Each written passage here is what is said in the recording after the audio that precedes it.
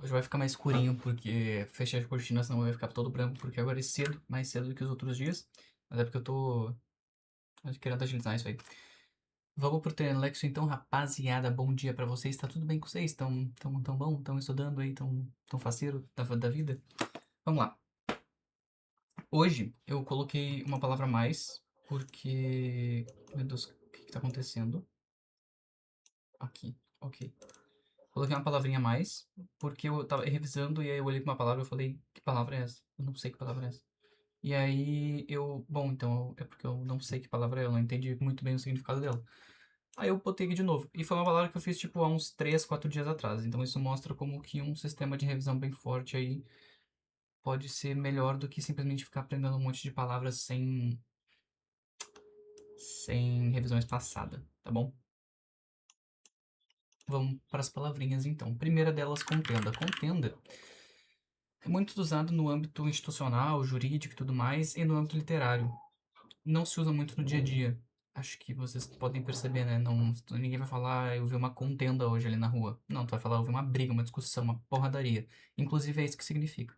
Contenda é todo tipo de discussão que envolve... É tipo um litígio, só que um litígio ele é mais institucionalizado ainda. Porque o litígio ele é uma coisa jurídica. Ele é uma coisa que envolve duas partes, duas instituições, dois órgãos, duas legislações que estão brigando entre si, elas estão num litígio. Pode ser até uma coisa existencial. A contenda não. A contenda ela pode ser qualquer tipo de briga, tá bom? Qualquer tipo de discussão, qualquer tipo de entrave. Uma contenda pode ser uma guerra, pode ser uma luta.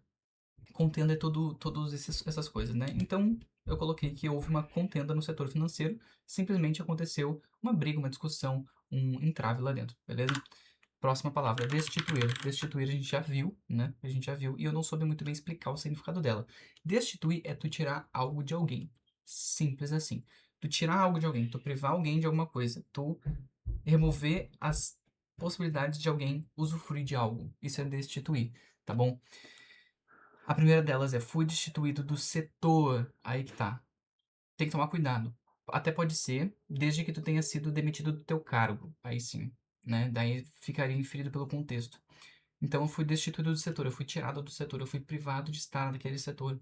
E aí eu coloquei um plus, né, que era por mau comportamento. Não tem diferença. Ahn,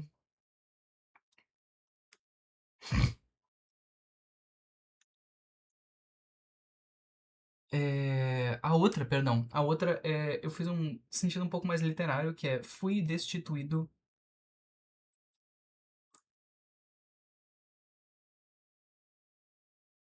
Não.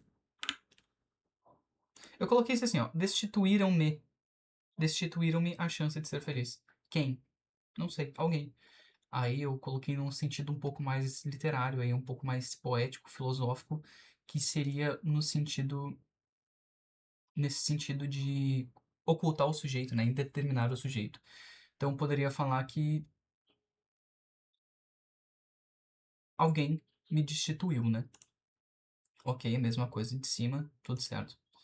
Então tu pode destituir alguém, alguém pode te constituir. Ela pode constituir você, a terceira pessoa pode destituir, perdão, ele ou ela, ou o tu, ou então alguém do plural, como uma instituição, um órgão, um setor, que é algo maior, um grupo, pode destituir alguém daquilo ali. Às vezes acontece, né? Deixa eu pensar num caso. Não vou perder tempo. Destituir, então, é isso. Tirar alguém, privar alguém de alguma coisa, tirar alguém de algum lugar, impossibilitar alguém de usufruir algum bem, coisas do tipo. Por quanto? Por quanto é legal, porque por quanto ela é uma palavra que não tem um significado. Ela tem um significado, claro. Ela, óbvio, toda palavra tem um significado, mas ela não é usual. Ela não é um substantivo, é isso que eu quero dizer. Ela é uma conjunção. Ela não é um substantivo, um adjetivo, ela não é um verbo, ela é uma conjunção. E o que é uma conjunção? Ela é uma, um item que liga duas frases que precisam ou não estar ligadas. Então, isso é uma coisa que a gente faz no português. Em várias línguas, na verdade, grande parte das línguas, né, em que a gente consegue ter uma oração e essa oração estar linkada com uma outra oração, um outro significado. Porque, por exemplo, eu tava conversando com um amigo meu que tá fazendo filosofia, e ele tava lendo um livro de um cara que foi numa tribo indígena. E ele deu um exemplo muito engraçado, e eu vou usar esse exemplo aqui. Salve guia aí pra caso tu esteja vendo. O exemplo era o seguinte: eu ver cachorro cagar. Não tem ligação semântica nas duas frases. Eu ver e cachorro cagar são frases diferentes. Elas têm sentidos diferentes. Eu ver, ok, eu vi cachorro cagar e o cachorro cagou, entendeu? Só que aí, no português, a gente consegue fazer uma coisa que é tipo uma iteração, sabe? Que é tu juntar as coisas. Então, eu vi o cachorro cagando. Então, eu coloco esse ando, esse sufixo, de que ele estava atuando um ato. Então, eu vi ele fazendo aquilo, sabe? E o porquanto ele é isso, ele é uma conjunção. No caso, o ando não é uma conjunção, mas eu tô dizendo no sentido de que a gente consegue ligar as orações. O porquanto, o porquê, uma vez que, tal que, dessa forma, diante disso, essas coisas são conjunções. Não, diante disso não. Até pode ser, na verdade, né? A gente diz mais que eles são conectivos de parágrafos, né? Mas o porquanto também é um conectivo. Então ele é uma conjunção. E ele é uma conjunção subordinativa causal. Ou uma conjunção coordenativa explicativa. Vou explicar o que é isso. Porquanto pode ser usado como ao invés, né, de porquê.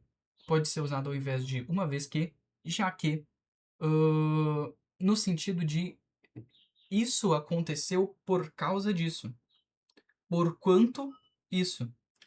É meio abstrato, porque normalmente isso se usa na literatura muito acadêmica, muito rústica, assim, sabe? Então, rústica não, muito refinada, digamos assim. E no nosso uso do dia a dia, a gente não fala por quanto, né? O meu exemplo, eu usei uma coisa que foi errada. Olha, percebe a sutileza dessa frase.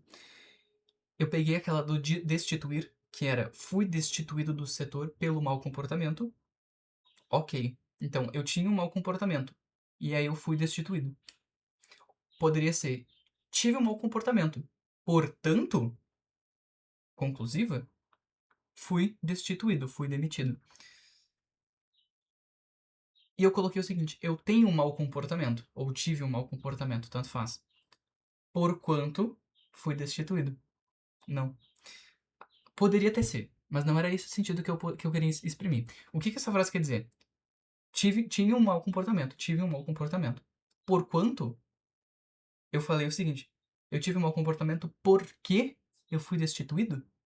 Poderia, claro, poderia ser. Eu poderia ter, sei lá, eu fui demitido, meu chefe botou a minha carta de demissão na minha mesa. Eu falei assim: vai se ferrar, seu canalha. Lasquei o cara, xinguei a mãe dele, trucidei a filha dele, sei lá. Tive um mau comportamento. Cheguei, entrei no ônibus, no carro, no Uber, não cumprimentei ninguém, mandei a merda, fui embora, fiquei putão. Por quanto? Então eu tive um mau comportamento porque eu fui demitido. Mas não era isso que eu queria ter dito. Eu queria ter dito o contrário. Fui demitido. Porquanto tive um mau comportamento. Então, por que eu tive um mau comportamento? Eu fui demitido porque eu tive um mau comportamento. Então, sei lá, eu vou dar um exemplo absurdo. Assediei uma colega.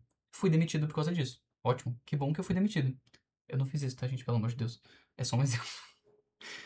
E aí, porque eu tive esse comportamento, eu fui demitido, tá? Era essa a ordem lógica que eu queria ter usado e eu inverti ela, tá bom? Por quando então tem esse sentido? Ele é por quê?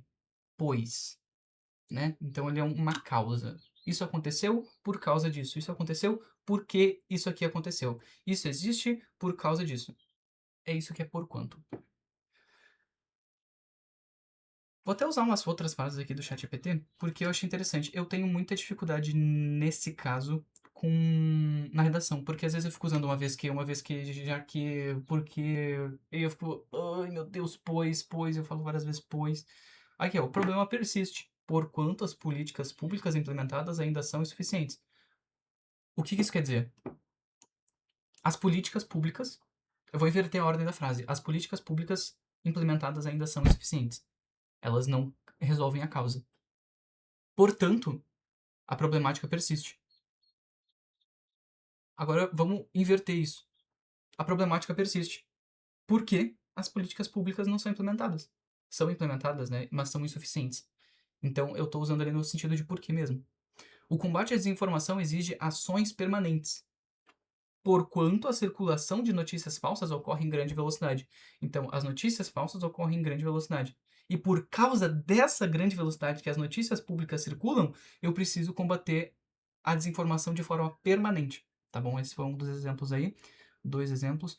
Tal cenário preocupa, porquanto viola princípios constitucionais relacionados à dignidade. Por que esse... Pera aí, eu ia falar besteira. Por conta do cenário violar os princípios constitucionais da dignidade humana, relacionados à dignidade humana, ele precisa ser solucionado. É isso, tá bom? Isso é por quanto. Show de bola, bem simples. Bem simples não, é diferente, precisa ser tomado como cuidado. Ele não é sinônimo de portanto, não é sinônimo de portanto, na verdade ele é antônimo de portanto, e ele é sinônimo de porquê. Lembra assim, ó, por quanto, por quê? Por quanto, por quê?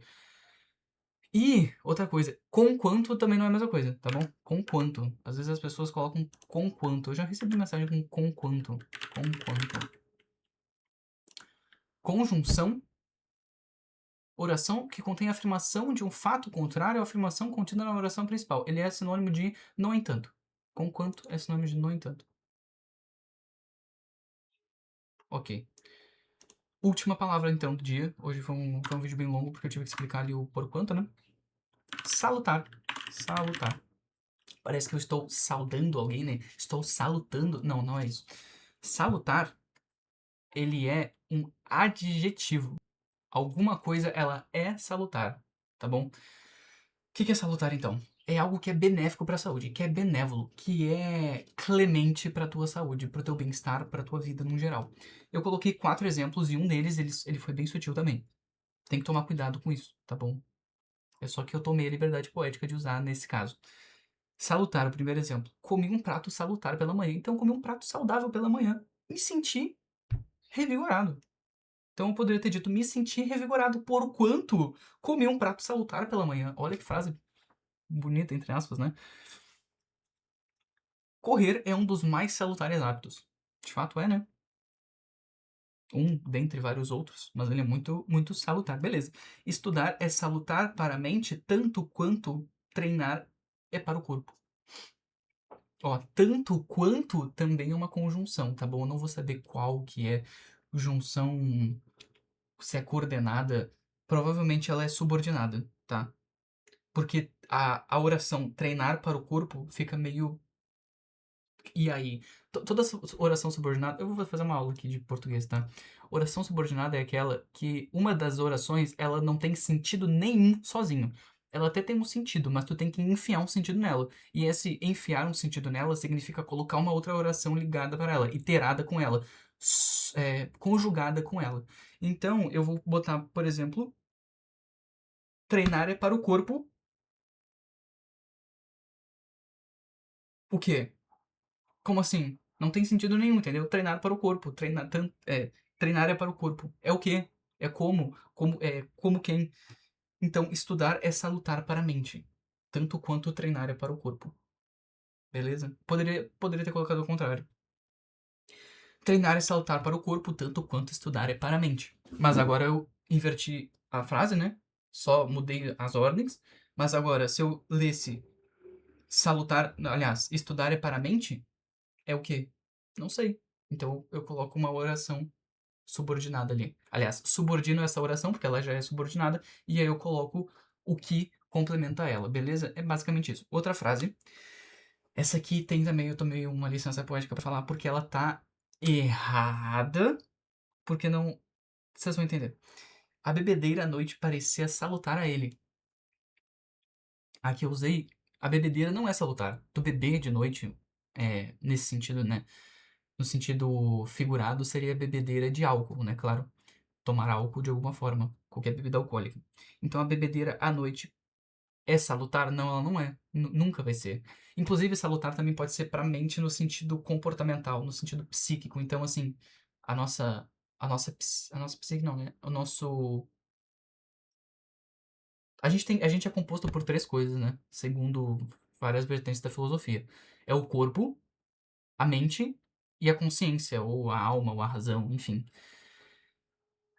Beber é ruim pra tudo, né? Porque tu não vai ficar bom nem pro teu espírito, nem pra tua mente. psíquica, né, os teus neurotransmissores, a tua parte física da tua psique, o teu cérebro, o teu encéfalo, e nem pro teu corpo, porque o teu corpo também vai passar por processos, né, tanto que a gente consegue desenvolver gordura no fígado, cirrose, um monte de coisa, bebendo álcool. Então, bebedeira não é salutar sinônimo nenhum pra ninguém, mas aí eu coloquei, parecia salutar a ele, no sentido psíquico. Então ele tinha uma sensação de bem-estar muito profunda quando ele bebia, né. Então a bebedeira à noite ele chegava em casa moído e ela dava 3 golão num sei lá qualquer bebida aí, não sei de bebida. E aquilo era salutar, parecia salutar pra forma como ele pensava, pra forma como ele enxergava o mundo. Então de repente ele estava tranquilão, entendeu? E só parecia. Talvez as pessoas de fora percebessem o quanto aquilo era prejudicial pra ele, beleza? Fechou então. Essas foram as nossas 5 palavras, 4 palavras no caso, né? Contenda, destituir, porquanto e salutar. Palavrinhas bem legais. Hoje eu pesquisei bastante a fundo e foi bem rápido a minha sessão. É isso então, rapaziada. Tamo junto aí. Ahn, Depois eu vou fazer um vídeo explicando como é que eu vou fazer minha rotina a partir de agora. Beleza? Então, um ótimo dia pra vocês aí. Bons estudos.